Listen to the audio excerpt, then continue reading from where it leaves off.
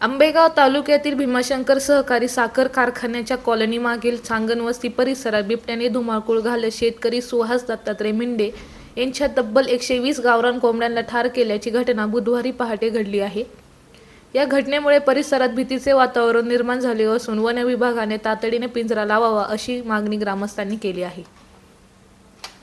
सुहास मिंडे यांनी घराशेजारी लोखंडी जाळीचे कंपाऊंड उभारून त्यामध्ये गावरान कोंबड्यांचे पालन केले होते।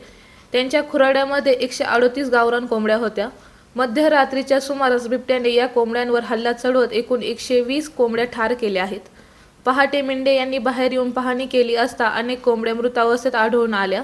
या गावठी कोंबड्या पूर्णपणे वाढून आखाड महिन्यात विक्री करण्यासाठी पाळल्या असल्याचे मिंडे यांनी सांगितले।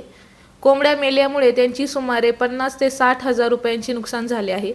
अगोदरच उष्माघातामुळे काही कोंबड्या दगावल्या होत्या, त्यानंतर आता बिबट्याच्या हल्ल्यात 120 कोंबड्या मयत झाल्या आहेत। वन विभागाकडून तात्काळ भरपाई मिळावी अशी मागणी मिंडे यांनी केली आहे। घटनेची माहिती मिळताच वनरक्षक पूजा कांबळे यांनी घटनास्थळी भेट देऊन पंचनामा केला। दरम्यान या अगोदरही बिबट्याने काही या ठिकाणी कुत्र्यांची शिकार केली असून जर्सी वासरावर देखील हल्ला केल्याची घटना घडली आहे। त्यामुळे वन विभागाने या परिसरात तात्काळ पिंजरा लावून बिबट्याचा बंदोबस्त करावा अशी मागणी ग्रामस्थांनी केली आहे। मी सुहास दत्तात्रय मिंडे, राहणार पारगाव, भीमाशंकर कारखाना कॉलनी शेजारी।